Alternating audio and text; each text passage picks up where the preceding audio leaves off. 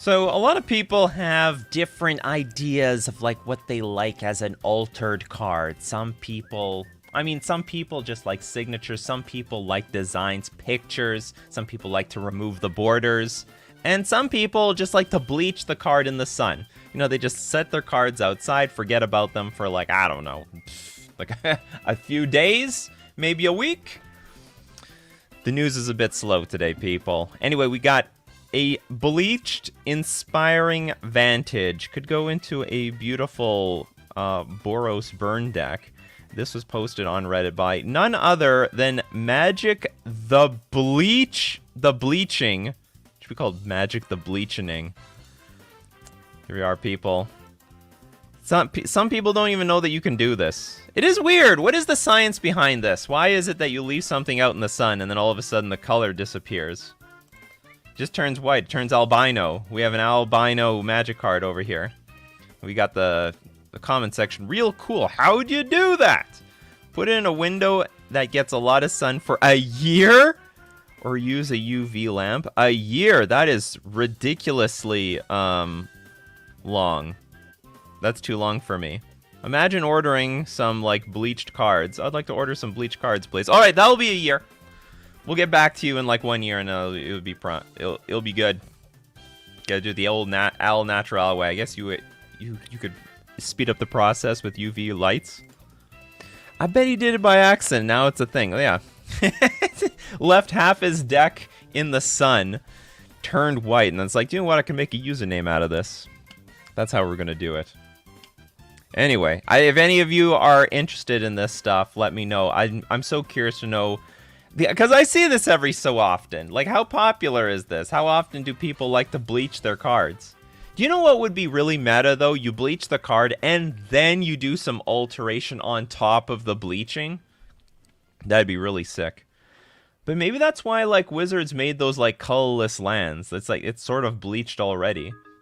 From, they recently came out, like, Swamp, Mountain, Plains, Island, Forest. That's just basically black and white.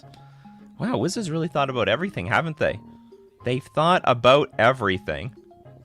That is why a watercolor artist and artist try not to put their artwork in direct sunlight. Exactly. We're not supposed to put anything in direct sunlight, which was crazy when that person who was holding the Black Lotus, the Alpha Black Lotus on a chain in public, went to a baseball game on a sunny day. Good God, that Black Lotus lost some value. It was like losing $50 a minute. Or $50 an hour, I don't know. The Black Lotus is like $300,000, but it's getting slowly bleached the longer the person was out there. Anyway, welcome to Coffee and MTG, everyone. Good morning. I got my coffee and I need to drink it. Oh man, my sleep was a little, it was a little off last night. Love the coffee. And who doesn't love Coffee and MTG? Especially with sponsors like FusionGamingOnline.com. Deal of the week, save up to 20% off old Dungeons and Dragons inventory. So the books, the artwork, the dice, with the planners, the boxes. What is this? Dungeons and Dragons of the Mad Mage Adventure System board game. We also have Dungeons and Dragons the board game. Where's the lunchbox? Where's the coloring book? Is this the coloring book? Dungeons and Dragons, the coloring book. Well, you can get a regular art book and then color it in if you want. But anyway, 20% off all Dungeons and Dragons inventory at FusionGamingOnline.com. Don't forget to use coupon code Nikachu at checkout, though. Gets you an additional 5% off all your purchases. We're also going to thank Mana Traders, the premier place to rent Magic cards online. Because if you need to compete in Modern, and if you're the type of person concerned about buying into a deck and then it's like a has-been deck in the next 2 weeks or a month, and like, well, now what are you going to do with this thing? You want to stay on the hot new stuff? You rent the cards with Mana Traders. Because if it's no longer hot, you send the cards back and you get with the new hotness. You can support the channel using my Mana Traders link in the description below, or save 15% off your first 2 months using coupon code Nikachu. So good morning, everyone. Good morning, all you wonderful people. Good morning, Andrew, Norman, James, Kaya, Benji Boy, Aztec Guy, Olaf the Snowman, Connor, Starsky, Manuel. Good morning, Jared. Member Jared! Member on Nikachu MTG streams. Isaac. No Name Nemesis. Tommy. I don't know if I want to know what else he bleaches. Maybe his hair. A lot of things you can bleach. A lot of things you can do over there. Would they be tournament legal? Yes. You actually, yeah, you can bleach these things and still tournament legal. I mean, you can, like, I don't know if you've ever seen some of these cards that have been altered. But there's some alters, they paint over the entire card except for, like, the name of the card. And it's still pretty legal. Still legal. It would be awesome to bleach your cards to play with the new Innistrad lands. You see? Right there. You can bleach your cards, match your black and white Innistrad lands. Alright, you know the deal. 3 question marks before the question, 3 question marks after the question helps me find your questions amongst all the comments I'm getting on my social media channels. But if you're on Nikachu MTG streams, you can donate with a super chat and your question gets pushed to the top of my feed. Just like what the Gene... I'm just going to call you the Gene. Is it possible to redo the All-Master series for the new meta? The 2 Spirit player interviews were great. Yes and no. I plan on bringing back people, but generally not to be talking about... I mean, like, hey, if you want to ask questions about the deck that they play, that's all great. But the thing is, when you... They're pretty good. They are pretty good. I will bring something like that back. But I have a feeling that it might even be better that they're just on casually to just answer questions like I do. Like I have, like, a teammate here. But we'll definitely bring something back. I'm definitely going to bring the guests back. We have to bring the... Like, this is great that one of the reasons I use this online client is that I can so easily bring guests on. That's the deal. Alright, what are the questions here? We've got Starsky Studio. That is why watercolor... Oh, yeah, I answered this one. Brayden, thoughts on splashing Embercleave in an Elf deck? That sounds terrible. Embercleave? Not a fan. Not in an Elf deck, anyhow. You still need double red, you realize that, right? Double red's going to be very difficult in an Elf deck. Spell costs 1 less to cast for each attacking creature you control. The elves are 1/1s. Like, what are you gonna do? Some of them might be bigger. But like for the most part, all your elves are dinky and small and tiny. So you're gonna give it +1/+1 and double strike and trample. Great, it's attacking for 4 now. Not the card I think I want to splash in an elf deck. Doesn't look that good. Prove me wrong though. Daniel, Hunter Pence was the Lotus person. He's a former MLB player and owns a game shop somewhere and was hosting Magic the Gathering online tournaments a while back. Interesting that these sports players are getting into Magic. What is the relation? Hunter Pence, Black Lotus. It's a super bold move. Can we find that GIF? There he is, proudly in the sun. Look, he's... Oh, God. Should have protected the Black Lotus. So... I mean, he admits that it's sunny outside. He's got... These look like these look like WWE sunglasses. Looks like something like Bret Hart would wear a long time ago. So he got the sunglasses to protect his eyes, but he doesn't have anything to protect his, like... And I think it's a 10. Or maybe it's a 9 based on what I see here. I could have swore there was like some... Oh, wait, whatever. 9 is pretty damn high. 9 is pretty good. Not bad at all. I think that it shows that nerd culture is everyone from accountants to pro athletes. I guess so. We're bringing our inner nerd out. It's time for the nerds in high school. All of a sudden, they come alive. The jocks... They're losers. The nerds are the cool people. Post Malone was the second on cue for that Lotus. I thought those card grading cases protected from UV rays anyway. I don't know about that, actually. Okay, if I mean that's true, then that's great. And that's probably good by them. I mean, I don't know what it costs for these stupid cases, but if that is true, then that's great. Still seems insane, though. But I guess whatever, if you got UV protecting... Well, I mean, we could put it to the test. I could get some random common, get it graded. And then put it in the sun for 1 year to see if it actually protects. I'm a sports jock and a nerd. New generation over 2000. Yeah, it's the new world here. I wonder, a bunch of you people are like coming in here thinking, because the title says like player bleaches land card, and we got this Black Lotus here. They're not bleaching. This guy's not intentionally bleaching his Black Lotus, but he's unintentionally bleaching his Black Lotus, in my opinion. Unless anyone can confirm that these like grading card company cases protect from UV lights. It's probably a limited amount of protection. If you leave it exposed to UV, it will fade. Alright. So it's got like a protective layer, a protective coating that disappears over time. The power of the sun is too strong.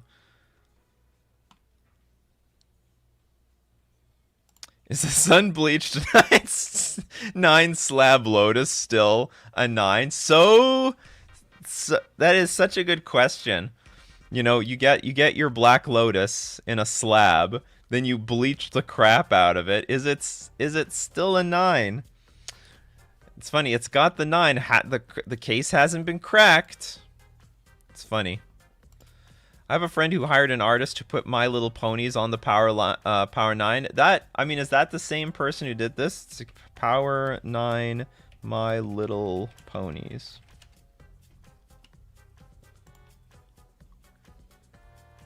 Because there's an infamous set already out there. Is this it? I mean, this is it. Open image in the new tab. There we go. Oops.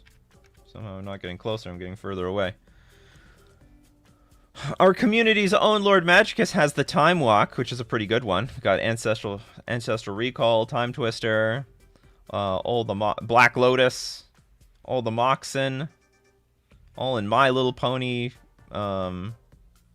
flavor. Ooh, I like this Time Vault. Love the Time Vault, so if they're the same, if they're related, then I guess everyone knows. Mother of God, Mother of God. And there was, were they revived? No, yeah, they were. This was real. This was real black border. They didn't paint the black border. This was real black border stuff.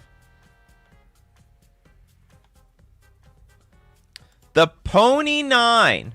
I like that. Yep, and the Lotus owner is on my Twitter DMs. You all should get together like the Council of the Ponies. Only together they will, like, I don't know, take over the world. It will make the best deck possible in modern Magic. They must be reassembled. Beckett BGS slabs have built-in UV protection. Okay, and this has come from Gem Mint MTG. Should make a video about the UV protection. Maybe you have already made a video. Maybe you've made a video. Let's go steal some views from Gem Mint MTG. Have you been making videos? You had like 4 videos last time we saw. You got more videos! You got a lot more videos, actually.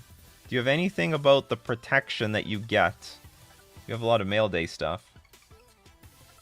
Top underrated, undervalued MTG reserve list sleeper? What's the sleeper? Okay, hold on. Let's quickly steal some views from Gem Mint MTG. Look at this advertisement. What are they? What is this, a puzzle? Okay.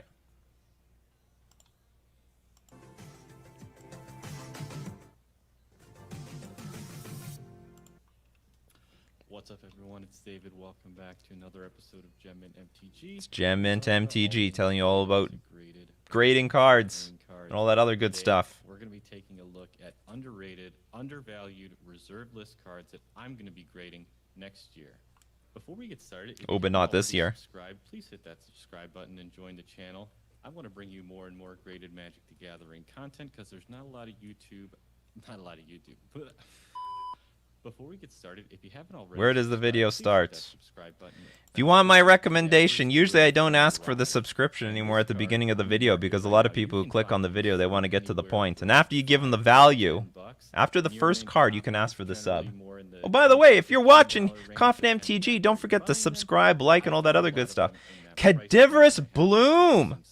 This was like a big card in Big Cheater Mike Long's deck. He played a Bloom deck. Choose a card in your hand and remove it from the game. Add black, black, or green, green to your mana pool. Play this ability as a mana source. This is actually a very infamous card. It's a big card here. Done with a lot of other cards, because a lot of times when you purchase a near mint card from an online retailer, it doesn't necessarily mean a card that is going to grade mint or gem mint at all. So a lot of these cards I've purchased multiple copies of. What I'm going to show you today are the few that I've picked out that I think are going to be worthy of grading because they're in impeccable condition. So this right here is 3 copies of Cadaverous Bloom. But why do we want the Bloom? Like I said, this is not a very expensive card right now. Well, because it's a pretty crappy card, but it's got historical relevance. It's a reserve list card, and it's very powerful.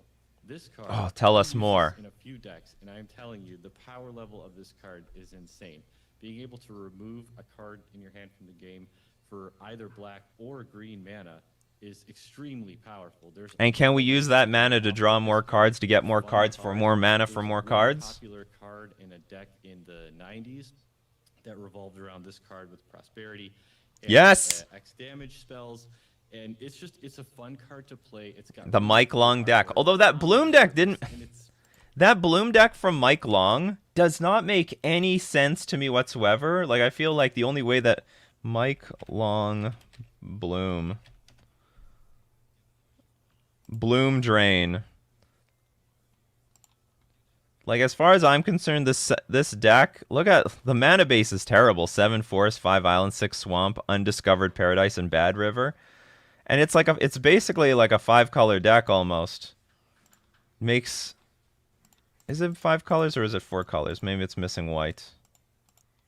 Or is it Sultai? Is this pure Sultai?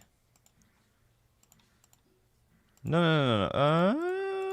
Oh, maybe it's Sultai. Maybe it's not that bad. Maybe the mana is not nearly as bad as I remember it to being. Okay, I take it back. It's a Sultai deck. It's actually not too bad. He got busted with one of his combo pieces in his lap. Yes, that happens. Are we surprised? We shouldn't be too surprised. These are $5-10, so I think it's a great pickup. I'm looking forward to grading it. Like I said, it's not a very expensive card right now, but I think that as they slowly disappear from the market, it's going to be a great opportunity for people to pick them up now. See where the Bloom is.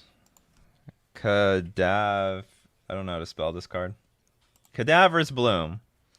It is a cheap card. It's not very expensive, and it is a unique card. It can do a lot of big things. It's sort of expensive up front, but once it's on the battlefield, I mean, hey, in Commander, you can basically do anything, right? Who cares about bad mana when you cheat? Exactly. You make your own luck when you're cheating. Anyway, this is the recommendation from Gem Mint MTG. You got to pick up your Cadaverous Blooms while they're really and look, it just made a crash because people don't seem to be appreciating this. One thing that would help this card better, if you build a deck around it and show people how to play with this thing, then all of a sudden people would get into it. So anyway, Gem Mint MTG right there, fellas. There's some free promotion for Gem Mint MTG. If you want to know more top underrated value cards, you got to go check out his channel at Gem Mint MTG. Gem Mint, look, this is an 18-minute video of all sorts of cards. We won't spoil it though. You got to check that out for yourself.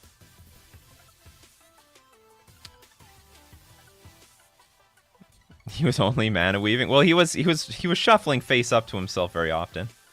My volume needs some work. Thanks for the shout out. No, I think your volume is fine. Well, the thing with the volume is we can control that for the most part. I mean, you can figure it out. You can always boost your own volume. What do you think of Headless Riders for zombies? Headless Riders.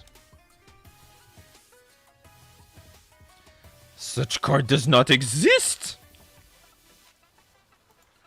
I'm sure you'll respond later with the right word or the right name to this card. I'm gonna go back, look for some stuff. You gonna complete your foil Merfolk deck? You know what? For the time being, no. But let's say I have the itch to play every single Grand Prix and Modern Open event. I would do it. I would do it. I would put up the money. All right, let's get them foil Force of Negations. Let's foil out the whole deck, again in Japanese foil. Let's go all out. But only if I'm going to be traveling regularly and playing paper Magic. There's no other way I will foil out this deck.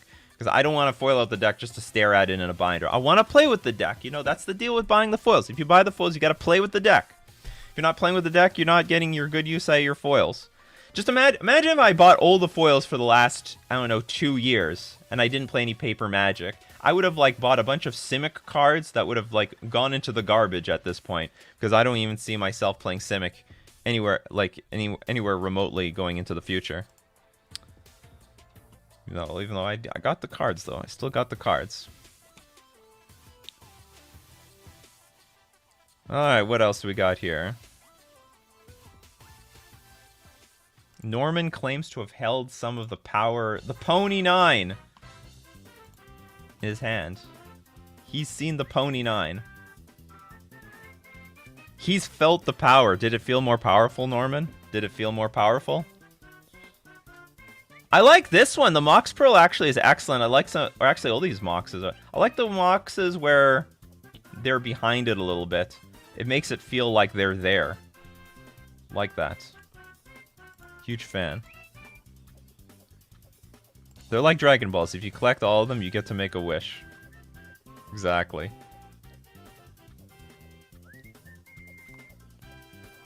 Oh, is the audio too low? Oh, so I had the audio low because I didn't know how loud his audio was. Because if I have the audio up, everyone's like, "Oh, the audio's too loud. Turn it down." So I always, you know, being low is better than being too loud. Some of you or people are going to sleep right now watching this. I mean, hey, I do that actually with some podcasts. I like put on. Oh, I'm tired. I want to go to sleep. I'm gonna turn on a podcast, listen to it until I fall asleep. So I don't want to be too loud for the people sleeping right now. Or falling asleep, you know. Give a shout out if you're falling asleep right now to this on the replay. I have a feeling people watching live, they're watching live, but or you know, some of them are watching in the evening. You might be going to sleep to this podcast. Podcast, if I can even call it a podcast. Ty Bell, last opponent last night was a sore loser. Kept complaining about my deck and my playstyle. Eventually, I just called him a little bitch and walked away. How much trouble could I get in for that? You could get in trouble. You shouldn't do that. I mean, if he reports it to the judge, maybe the judge will be understanding because you could say, well, my opponent's being really unsportsmanlike. He's calling me names. You know what? I had a breaking point. I'm really sorry about, you know, my conduct, but like, it's his fault for pushing me that far. I don't know. But I have a feeling, you know, some people like you end up getting, are the ones that end up getting in trouble, not the other guy. But I don't know how much trouble you actually can get. Is there I never, like, told off my opponent before. I'm usually, like, I'm in the position if my opponent is steaming, I'm, like, laughing inside. Sometimes I'm trying not to laugh right in front of them because I already know that they're steaming. It's not like me laughing is going to make things any better. It'll make the situation even more worse. Spectre's curious. Are you a control player? Did you counterspell, like, the 14th thing in a row? Hey, Nikachu, you try those shitty Justin Bieber Timbits? I never eat any promotional Timbits. I hate the only Timbits I like to eat are the chocolate ones, either with a glaze or not a glaze, and also coconut Timbits. I really don't like any other Timbits. Even the plain Timbits are like, ugh. Not a fan. Not a fan. I'm sure the Justin Bieber ones are terrible. Bieber bits. Yeah, more like Nika Snooze. I should make an ASMR stream. No music. Welcome to the Nika Snooze.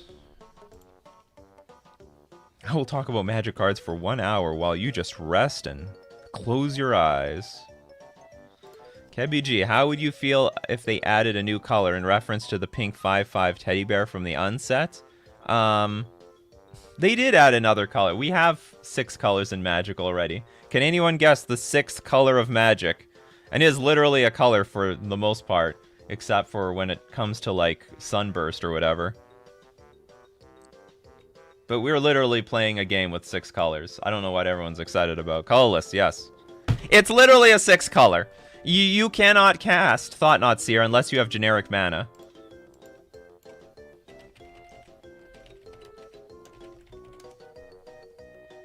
I mean, so we are literally living in a world with 6 colors. I cannot cast Thought Not Seer off of an island. I have to have generic mana up. So I'm gonna need some sort of, like, what's it called? You have to play with, like, was it a Darkar Wastes, I think it is. There you go. This is your... these are the tri-lands before there were tri-lands. I'm gonna tell my grandchildren this was a tri-land.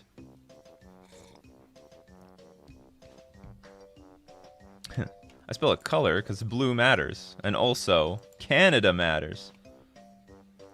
Yeah, these pain lands. Gonna tell my grandchildren these were tri-lands. Before the tri-land. You just couldn't, like, get them with the what's it called? The fetch lands. But we literally live in a world where there are 6 colors, and it's been like this for a very, very long time. So, it's been a while. It's been a while since Magic has had 6 colors. You know what's really okay, I don't know. It's on Magic card. I'm just gonna look up Magic card, and we're just gonna look up the images. Funny enough, like one of the first pictures. Oh, is it gone? Oh, I'm gonna click back of Magic card. Here it is. There's I can't express how often I see this in content creator videos. I don't know if they're doing this on purpose anymore to, like, troll people. But people will grab, like, the back of a Magic card from, like, Google, think that this one is good, but really it's like, it's got 5 colors on it. Sorry, it's got 6 colors on it. It's got a purple. And in fact, the official Magic the Gathering, you know, like an official Magic the Gathering Pro Tour stream accidentally used this as a Magic card back. They're, like, basically lazy. Googled, ripped this thing from Reddit. Hilarious. They don't have their own stock images. ASMR Chubby Meeple eating the rest of her eggs off of the plate. It would only last for 30 seconds. I guess I can put it on loop, though. That's how it is, though. She does eat the egg every single day. Every single day. Maybe I could make a video out of that. I just record her 30 seconds every day for a whole month. Can't eat, licks egg off of plate for a whole month. That's got to be worth, like, 1 million views.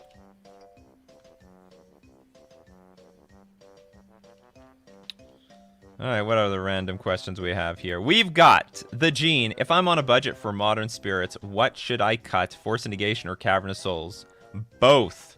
I think actually Spirits has lived a long time without Cavern of Souls. Not super necessary, but you could cut both of them. I think you can live without both. But if you really want to cut one, probably live without the Cavern of Souls first. Force of Negation is still a pretty unique effect. I don't know. I would maybe have to ask a control player about this. Sorry, not control player. Force Spirits player. Because I don't know because they got some counter spells. You know, they got Spell Queller and stuff. So maybe they don't want Force of Negation as badly. Maybe Cavern of Souls has some worth right now. A lot of control decks out there. A lot of control. But if I were to take a guess, I would dump the Cavern of Souls. Force of Negation. Cavern of Souls can be replaced by just, you know, lands, but Force Negation, there's no good replacement for that. That's the logic I'm using here. I think he meant Headless Rider, not Headless Riders.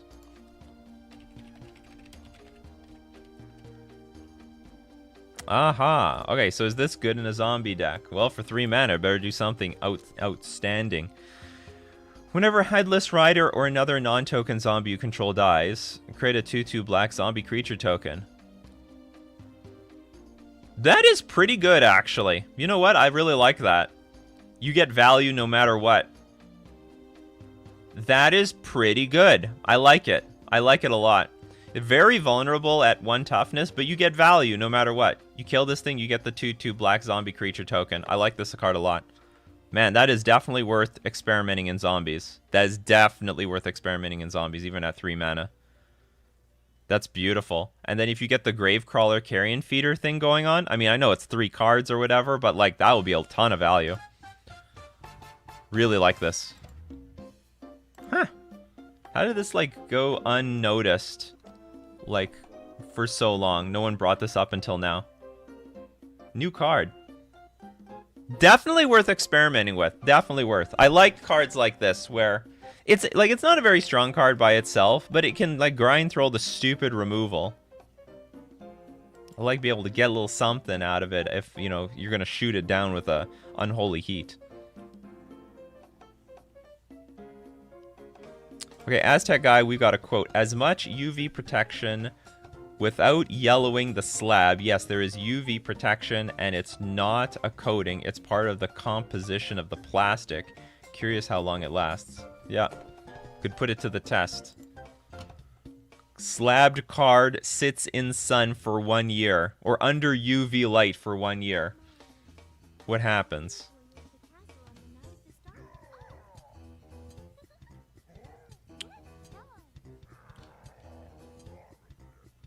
Von Mitchell, I can't afford to play top tier decks, but sometimes I get salty when my opponent's deck is so much better than mine. Any tips on how to avoid feeling salty?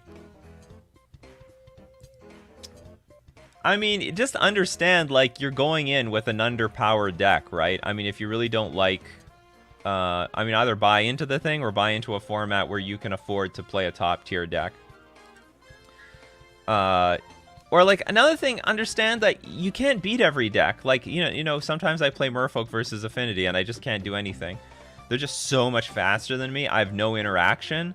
And even if their deck is like cheaper than mine, I'm a Merfolk deck. My deck is actually really expensive. I'm over $1,000 if I'm running with Cavernous Souls and like Forced Negations. And sometimes my opponent's deck is just gonna be like, it's just gonna completely stomp me. But that's just part of the game. I don't know. It's hard. Like, I understand. It's part of the game. I'm gonna have bad matchups. I can't have good matchups all the time. And if I'm paired up against a bad, this is how I look at it. If I go up against a bad matchup, I know I'm not favored. I'm probably going to lose, but I still have a chance. So I just hope that I can win. I do my best to try to win that like 30% chance that I have in that matchup. And if it doesn't happen, then the result was expected and, you know, whatever. I'm going to move on. Nothing I can do about that. No, that's the mentality that I take. The only thing that gets me salty personally is when I have a... I think the only thing that gets me salty is when I have a good matchup and I'm up against like a really bad player and I lose. That might make me salty. I'm not going to salt off at my opponents, but that'll piss me off on the inside. Like, this is a good matchup. This should be easy, even if I'm up against like a really good player. But my opponent, it's usually a combination of like me like getting pretty unlucky and my opponent getting unlucky, but also finding the absolute worst way to win. And I'm like, if I just drew one more land, this game would be over. If I drew one more spell, this game would be over. I just need a little something. Come on, deck, give me a little something here. Why fail on me? Anyway, but those games have to happen. And that's why Magic is Magic. That's the magic of Magic. That anyone can beat anyone on any given day with basically any given deck if the odds run in their favor. Some days the cards are just not going to work your way. There is that luck factor. I think I don't know where to pull the exact quote from, but Rich Garfield did go over this. Said that what makes Magic so beautiful is the luck factor. Basically makes anybody feel like they're a genius. Essentially, you can make any random stupid deck and you can beat a really good deck on any given day. No one has 100% win rate against anything. Well,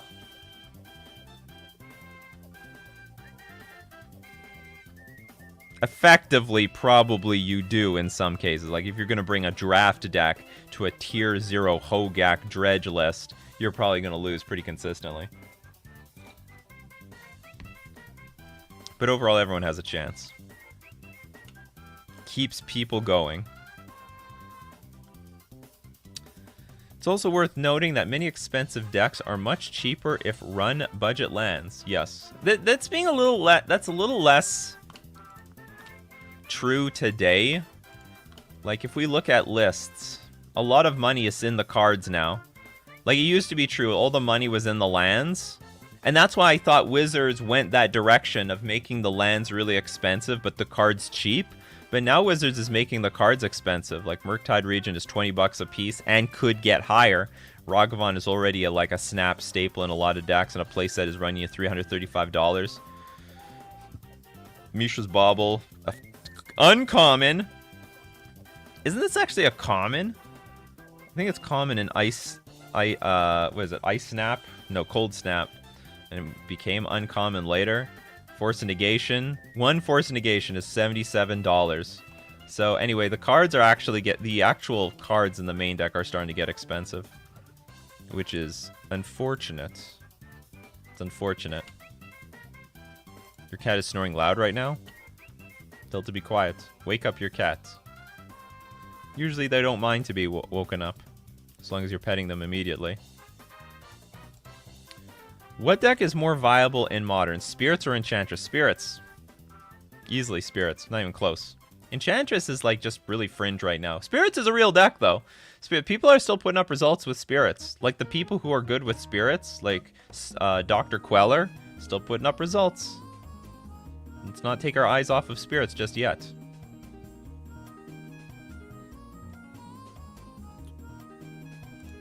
I was losing by turn 1 running budget lands, but it was definitely close. Losing by turn 1? Oh, I see. It's like you put a land into play tapped or something. I got it. Oh, it was never a common? Okay. It was always at an uncommon. It was a very expensive uncommon at one point. Erwin Lopez, is it Merfolk viable in this meta to add Bolt for Monkey? Dragon Rage Chandler hits Planeswalkers and hits 4 of the 5 elementals. Plus going face can help close tight matches. I don't really think so. I don't think it's enough. It's not bad, but I don't think it's great. You're still missing like some of the bigger creatures. Oh, well, you do hit a lot of stuff.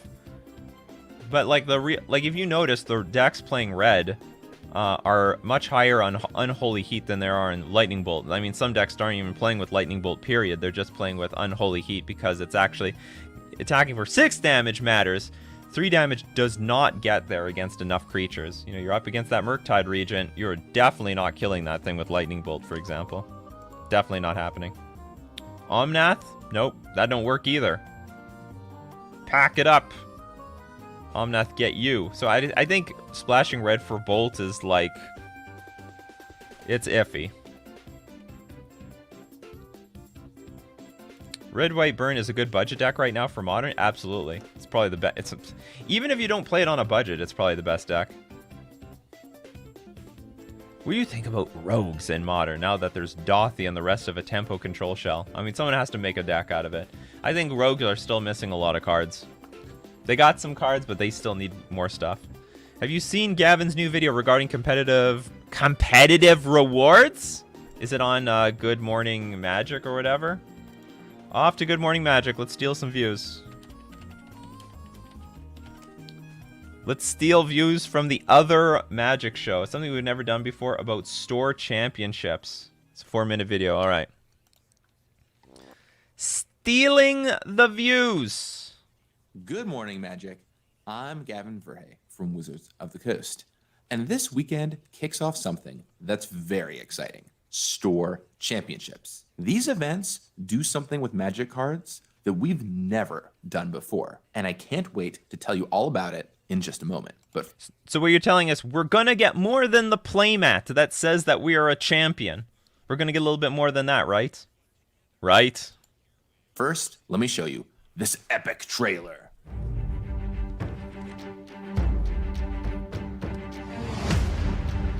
Oh, build. Your deck is built.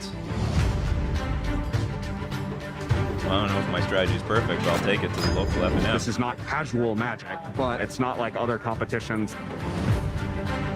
All right, guys, round 1 is about to begin. For me, playing at a store just gave me a lot of joy in a community. I really like local events. It has like a different layer of strategy to it. I think there's good, competent Magic happening here. You can like go head to head with really great people. They set a really good tone for the competition. The thing about Magic, people want me to come and play. It's a competitive rivalry that's just about having fun playing games. They're making it feel like it's a pro tour. I feel relatively hyped, and personally, I've never gone to a store championship before, just because I don't care for the playmat. Magic the Gathering store championships! Well, you could get a worm coil engine and everything.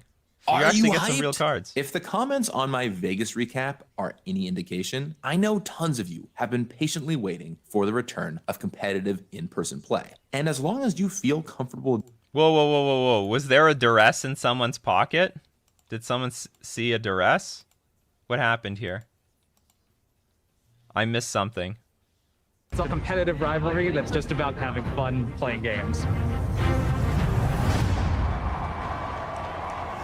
Maybe I missed something. Whatever. Okay. Maybe we look for it later. Are you hyped?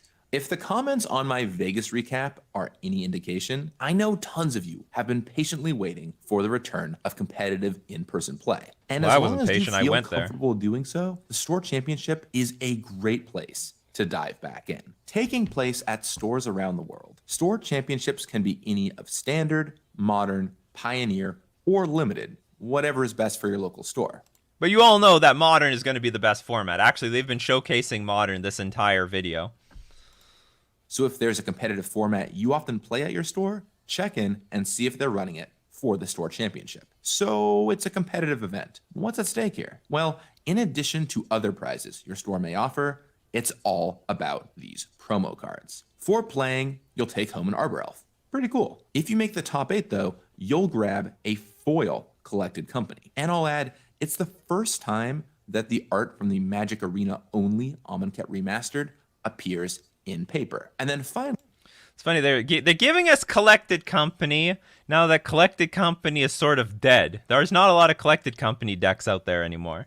I mean, whatever. It might come back. It might come back. to the one winner goes the spoils. Worm Coil Engine for first place. That's right. You Mono Blue Tron and Tron players, you have a Worm Coil engine that's up for I grabs. know I've been stoked for paper competitive Magic to get The funny thing is, Arbor Elf sees more play than like all these cards combined at the moment. And it's the common. It's the common. its return, and these are some pretty nice prizes to kick it off. And I want to talk about something else involving these promos, something really unique that we've never done before. We're putting store names on the cards, making them truly unique. At Now that is WPN interesting. Premium stores for the top 8 collected company and the winner Worm Coil Engine, they'll be stamped with the name of the store you played at. For example, here's what yours will look like if you go to Coliseum Cards in England, which is different than what yours will look like if you go to Cool Stuff Games in Orlando. It really makes these incredibly special trophies, as well as something you can show off for years to come. If you win that stamped Worm Coil Engine, you will have the only one in existence. Imagine you're playing at a future big paper event and you make top 8 using cards that have your local store's name printed on them. That's such a cool way to represent your store and your accomplishment. This is something new we're trying, and I'm really excited to see how it plays out. If this goes well, there are so many possibilities for using this technology in the future. What do you think? And how would you like to see this used? Let me know in the comments. Cards. Okay, so I think this idea is amazing. This is really cool, but I do have one criticism. I personally do not like any of this sort of weird text on the art. I would feel so much more comfortable if, like they say, I don't know if you can see it at the bottom. It says Store Championship. They could just say, like, if let's say I was at Fusion Gaming, they put the Fusion Gaming down there or something like that. I would prefer that they put the rarity of this somewhere else, or even to the look. There's a bunch of black over here. There's a bunch of empty space on the right side of the holo stamp. I'd rather they put it there. Like, there's a lot of promos, like pre-release promos. They've got the year on the art, and personally, for me, I'm not a huge fan of that. I'd rather I think it takes away from the foil card, like compared to originals. But if you've got, like, I'm also not really impressed by those Viserys that say like 93 out of 100 for the same reason. I would like that it is a foil, but the rarity is proven somewhere else off of the art. Personally, I think the idea is great, though, that they do this. Why didn't they alter art for Arbor Elf? I don't know. They were lazy. They didn't even alter art for the Wormcoil engine. They could add alter art for this thing. But this seems pretty neat. Alternatively, maybe I would accept the game store logo in foil on the art. I might accept that as well as an execution. But anyway, very interesting. If this somehow like just skyrockets like the value of some of these cards, maybe it's worth going out to go play in those store championships. I wonder what their data said. Like, oh, only like 8 people or 7 people are showing up for the store championship. Yeah, stop covering the art. Leave the art alone. Leave the art alone. Like, stop tainting the art. You got a lot of room all over these cards to put words and stuff. Leave the art alone. They're like, oh, we have running out of room. Let's use the art box. No. Stop it. Stop touching the damn thing. Leave it alone. Let's review some decks. Oh God. Yeah, it's time. It's time, people. So anyway, we stole. Did we steal enough near views? you. We stole enough views from Gavin Verhey. Now, hold on. Where was the But first, let me show. Someone had a duress coming out of their pocket. Oh.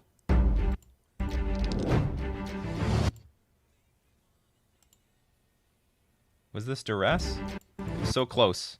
No, it's opt or something. It was duress. This guy's a cheater. There's no other reason to have the duress in your pocket. You would have it in your deck box if it was really part of your 75. Unbelievable. Nikachu MTG does not condone cheating at the store championships.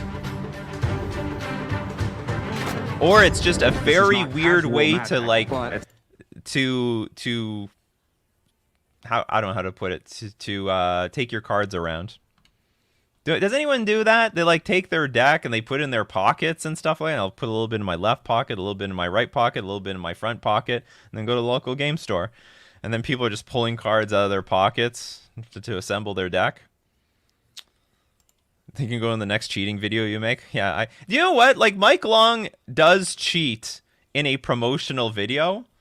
I could make a video about cheating done in promotional videos. Well, it's Mike Long commercial.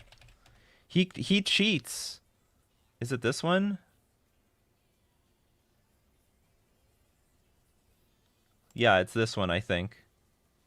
He cheats in a promotional video. See the guy watching? That's Hammer. His opponents say he's psychic. He watches for patterns that people fall into. By the time he plays you, he knows what you're thinking and what you're going to do better than you do. Bolt you, Seeker you, Hammer, Exile. No, that's not. This isn't it. Damn it! It's another one. It's the other one. Mike Long was part of 2. I want to show it, but it wasn't this one. Mike Long. Or maybe just put MTG commercial. Come on, Mike Long, show yourself. I can't find it quick enough. Like what he does is he like taps his lands to play a spell and then re-taps the same. Like he like taps the lands like I don't know 90 degrees or less than that. But then re-taps the lands even more to cast another spell. Hilarious. Don't some people have pet cards that are good luck charms? Oh, that's possible. That they use in their decks. No, pet cards in their... That's something new. Anyway. We have no music until now. Because it's time for Decklist review. Where's my banner? Alright, now it's officially Decklist review. You want your deck list reviewed? Go in my description. There's a link to my Discord. Join the Discord. Go to the channel deck list review. Enter the command ! Review deck space. Give the URL to your deck list to be eligible for deck list review. Let's do this. I'm actually tight on time today. Whoops, wrong channel, but I got it anyway. Whoops. Okay, Bohemio. I'm seeing the same names every single time. By the way, this will be the last day for deck list review. Then I wipe the the slate clean, then you have to submit deck lists again for next week. It's always on Friday. Today, no, today's Thursday. I've lost track of time. Ugh. Could be sleeping better. Okay, so I'm not wiping anything clean. Nothing gets wiped clean today. Oh, the Gene. Why chess clock is not a thing in Magic. Last FNM I played 15 minutes. My opponent took all the effing time left. I made videos on this. There could be a chess clock, but it's like the whole community is completely rejecting the idea. I think if you use a chess clock with a delay, for anyone who knows how a chess clock works, I think a time bank of like 15 minutes and a delay of some amount of time so that you can like shuffle and cut decks and stuff would be reasonable. Or maybe it's like 5-minute time bank, 15-second delay so you can properly shuffle decks without feeling rushed. Anyway, I think it could definitely be a thing. Yeah, today is Thursday. I don't know what I'm talking. I don't know anything. I don't know what I'm doing. Bohemian Hammer Time. It's different from regular Hammer Time. We got Aluris, Ornithopter, Esper Sentinel, Ginger Brute, Core Outfitter, Pure Steel Paladin, Stoneforge Mystic. Now this isn't ridiculous. I saw some 5-0 lists with Core Outfitter, so it's not a dumbass idea. Steel Shaper's Gift, Paradise Mantle, Ether Vial. Okay, now this is a bit weird. Now we're getting into weird territory here. Colossus Hammer, Shadow Spear, Springleaf Drum, Cranial Plating, Sigarda's Aid, Cavern of Souls, Flagstone, Horizon Canopy, Ink Moth Nexus, Plains, Silent Clearing, and Urza's Saga. There's no reason to not have a third one. Okay, do you have like some reasoning behind any of this? I don't think it would work because of all the instants and stuff. Constant arguing about whose time was being taken. That's why there is a chess clock. No, the idea is you play a spell, you hit the clock. Your opponent now has time to react. They pass priority. They hit the clock back. It works. It works, people. Believe me, it works. You might not like it, but I know how it can work. I don't know why you'd want to deviate so much from a regular, like, Hammer Time deck. How many lands are in Hammer Time? They play 21. They have 4 Urza Saga. So the only thing I would say, dump the Vial, add 2 more.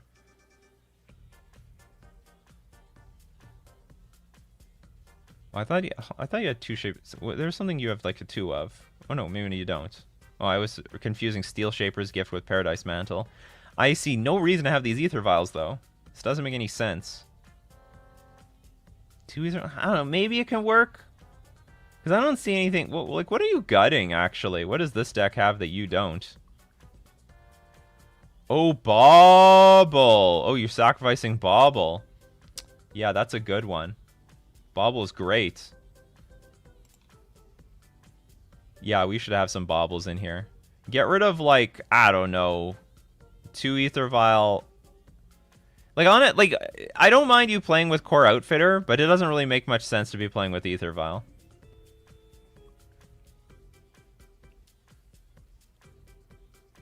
Are there budget clocks? Not really. I mean, you can get one for 40 or 50 bucks, but they sort of suck. I think for what I have in mind, you have to get a slightly better clock. Or maybe not. I mean, I don't know. I haven't looked at the price of clocks in like 20 years. I bought like a chess clock. I don't have to buy another one.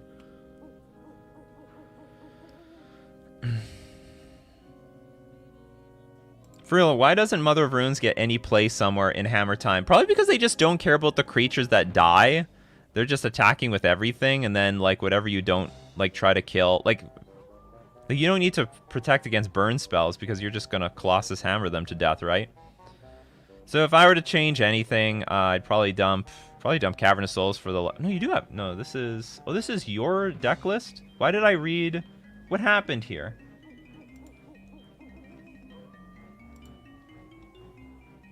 Oh, I thought I read. Oh, Ink Moth Nexus is what you have 3 of. Oh, okay. And it seems like they have 3 Ink Moth Nexus. I'm just nitpicking, but like I would dump the Ether Vial for like Mishra's Bauble, and probably the Paradise Mantles end up getting trash for Mishra's Bauble. But I'm really nitpicking. Like this deck is definitely playable the way you run it. Richard loves the 4 Mother of Runes. What position is Mono Greentron at the moment? Any merit bringing back Red Greentron these days? No, because you get killed by Blood Moon, and there are enough Blood Moons in the format. And G-Tron is fine. It's a fine deck. It's not great, it's not bad. But, I mean, I I mean, I would suggest to play a little closer to what's normal. Like, every Hammer Time deck plays Mishra's Bauble for the most part. I mean, I guess unless they don't run Luris, but I think almost all of them do. So that is my 2 cents on the matter. Get rid of the Ether Vial and maybe 1 Paradise Mantle for the Mishra's Baubles. And it looks like you only need to run 3. It's a weird number, but Laplacian says 3 is good. And whatever, you want to have this cute core outfitter thing? Sure. When enters the battlefield, you may attach target equipment you control to target creature you control. It's not a bad tech. You know, you get... If you end up with like a Colossus Hammer on the battlefield, have nothing to do with it, play the core outfitter, get it back in business. No Memnite in this list. No Memnite. A lot of decks take Memnite out post-board. But anyway, that's my thoughts. For the most part, your deck is pretty stock anyway. Hold on, I gotta do this in the right place. Random. All right, let's go look at another list. Loki, congratulations, you're the next contestant on Decklist review.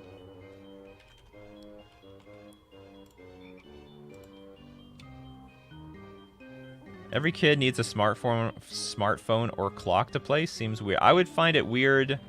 Oh, you mean for a chess clock?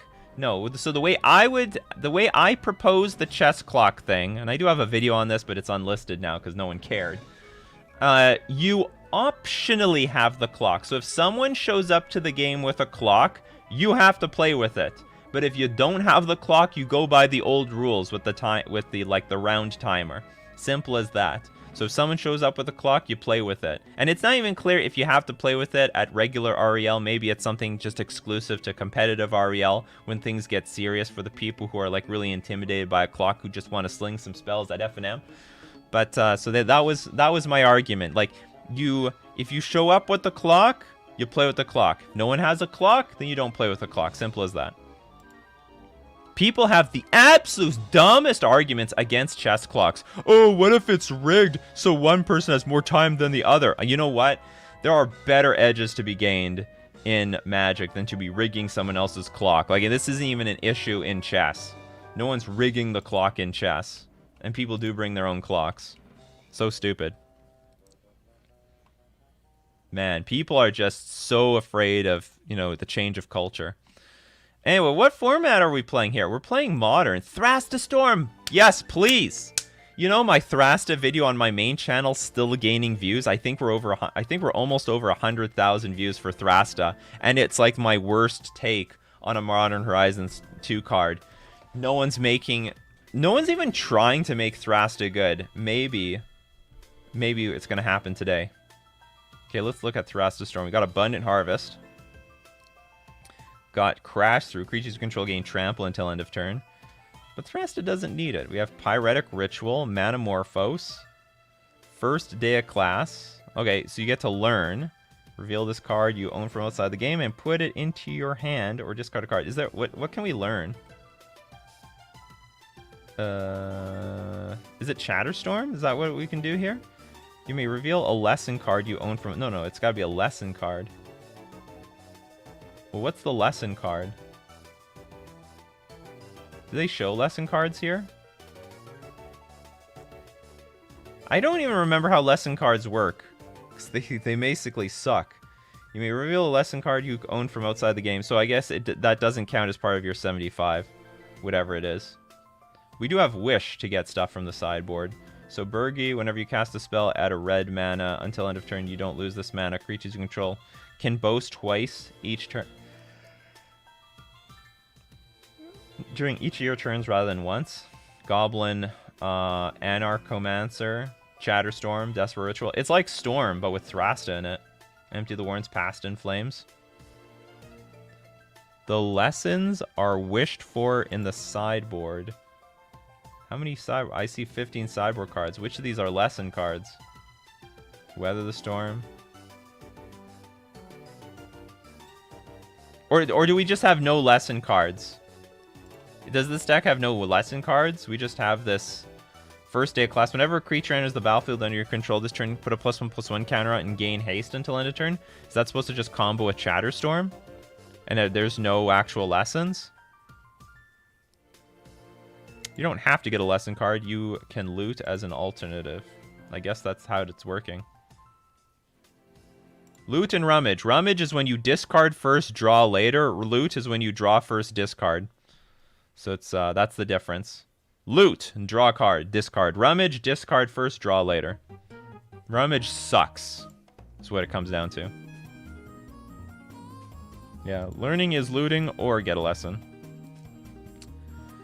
Yeah, maybe, well, you don't get to loot with Bushwhacker, so I guess that's the deal. I'm just wondering why not play all 4 Wish over, say, something that's legendary like Burgie. If you have too many Burgies, that's a problem. If you have too many Wishes, that's not too big of a problem, I don't think. Also, do we have enough Chatterstorms? Like, we don't have a very good way of finding any of the win conditions. I mean, except to put a big Thrasta on the battlefield and hope that just carries us immediately. Oh, man. Turn 2 Thrasta sounds delicious. This spell costs 3 less to cast for each other spell cast this turn. Trample over Planeswalkers.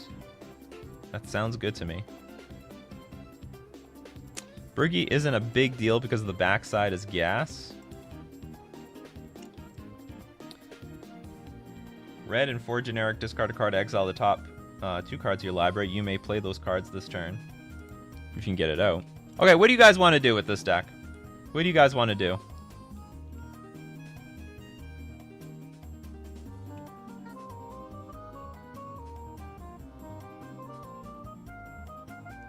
Burgie adds mana for each spell cast, lengthening the combo / storm count. Well, not if you don't draw enough cards. There's not a lot of card draw in this deck. Crash Through, I guess Abundant Harvest is a pseudo card draw. Metamorphose, maybe there's more card draw than I think. First day of class draws cards. Desperate Ritual does not, though. Wish does, I guess. It's card draw, it's card tutoring. Richard wants to play it. Burning Tree is an interesting card. It's like, it may be better than Desperate Ritual. It might be, Burning Tree might be better than a Ritual in this deck, right? Well, it's not instant speed. Past in Flames is a sorcery anyway, though. So, should we have Burning Tree instead of Pyretic Ritual? Well, it doesn't add nearly as much mana. I mean, this nets more mana, not less. Burning Tree is just net even on mana. I also love it because it has the dinosaur.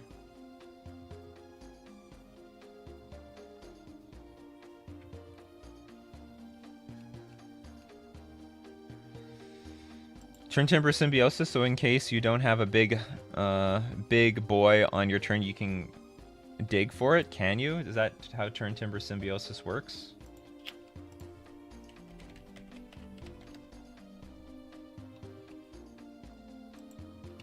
Look at the top 7 cards of your library. You may put a creature card from among them onto the battlefield. Oh, excellent. You know, that's not too... What, there...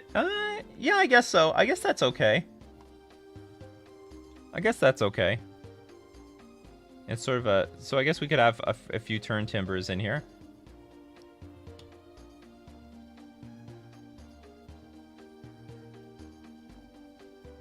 Maybe a few Turn Timbers. Well, actually, I don't know what the mana is like. Well, we mostly need red, right?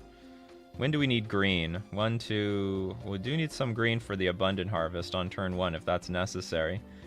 4, 7... Sorry, this is 7, 11... 15?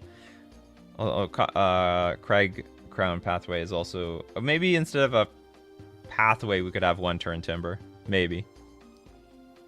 It's a decent chunk of mana. I mean, you got... It's basically like 7 mana. I would have to playtest this. You know, if you never get this 7 mana, this is pointless. It would just deal a lot of damage to you. Like, this deck also looks like it's trying to minimize how much damage it takes. Really hard. Really hard. It's trying very, very hard. You know what? It's trying so hard that you might as well not even run Stomping Ground. Like, just run more Crag Crown Pathways instead of Stomping Ground. Seems like a clearly better card if you don't really... Like, you don't... Oh, you do need double green sometimes. I forgot about Thrasta. You need double green for the Thrasta. Brian Cook made a sweet Gruul Storm deck. You might use that as a baseline and slam the Dino into it. That's an interesting... so let's look at... Bryant Cook... What was it? Gruul Storm. Stealing more views, people. Today is an excellent day to steal the views. The Pokemon trading card game. Oh god. Fusion Strike. Ugh, the ads. When do we play something like Pentad Prism when you need to ramp into like 4 or 5 mana? Because it's essentially a ramp card. Okay, we're back. Fans, Brian Cook, and today we're playing Modern Storm with a little bit of a different look. Yeah, no blue. Gruul Storm, red-green combo here in Modern, thanks to Modern Horizons. It looks like this is what the player did. It's the same thing. It's just missing Strike It Rich for the most part, but it's playing everything else. I like that actually, Strike It Rich. It gives you more things to do on turn 1 instead of doing nothing. It's got some Blood Moons in the sideboard, which is pretty interesting. But yeah, it's basically the same thing. What is it? And this one's running Reforge the Soul. Yeah, it's using Goblin Anarchomaster. Sorry, Anarchomaster. And thank you very much, Brian. I appreciate your work. Where am I? Get me out of here. Okay, I'm out. Put my own music on. So it looks like this deck followed in the similar footsteps anyway. It's just running Crash Through early on instead of the, what's it called? Strike It Rich. As a 1-drop. I don't know if that matters, though. Just how much does Crash Through matter? Like, you're not gonna, like... You don't care to give your squirrels Trample. Thrasta has Trample already. Maybe this should just be Strike It Rich anyway.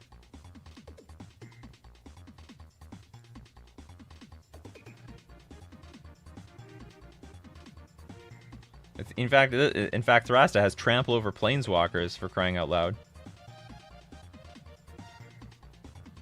Dump it. No, I think we want Chatter. Like, we want as many win conditions in the main deck as possible. For the most part, in my opinion. Maybe we want more Chatterstorms than Empty the Warrens. Because it's the same, very similar thing, right? Well, I guess you just get 1 Squirrel token. This is like you get 2.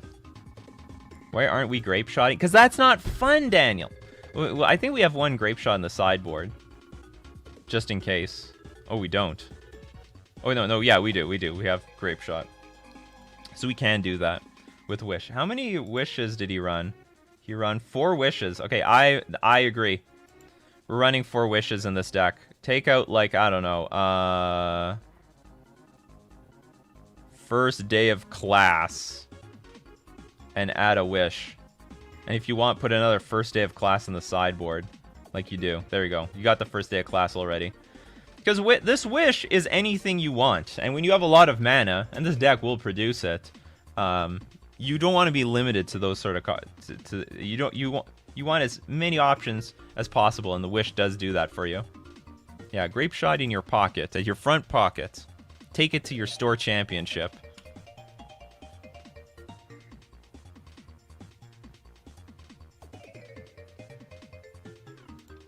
Reforge, I have no idea. I have no feelings about Reforge the Soul. I think in this case we have a Thrasta instead of Reforge the Soul. So I think we should have an extra wish. We should have one instead of Crash Through, maybe Strike It Rich, so you have the mana, because the mana probably matters more than the card in this deck. Getting a turn 2 Burgie, probably big game. Probably big game, right? And it's something I think reasonable is a reasonable thing to do on turn 2. And maybe if you have enough playtesting, maybe you should have a fourth Strike It Rich somewhere in all of this. I think 1/1 split with Chatterstorm Empty is solid. The card draw makes more sense to get Thrasta. Maybe. Summoner's Pact over 2 Thrastas? Why? Oh, to... Yeah, but what if we don't have the mana to pay for Summoner's Pack next turn? Like, this deck cheats on rituals. We don't actually get the mana, right? I have a feeling we'll die. I mean, unless we can definitely win that very turn. But you're making me think, like, what if we Summoner's Pact for, like, what's it called? Goblin Bushwhacker for some sort of combo kill.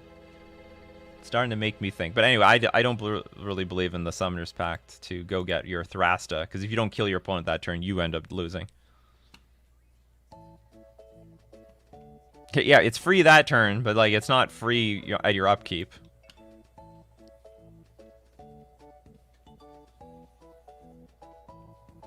You won to a Summoner's Pact last night. You see? It's not free.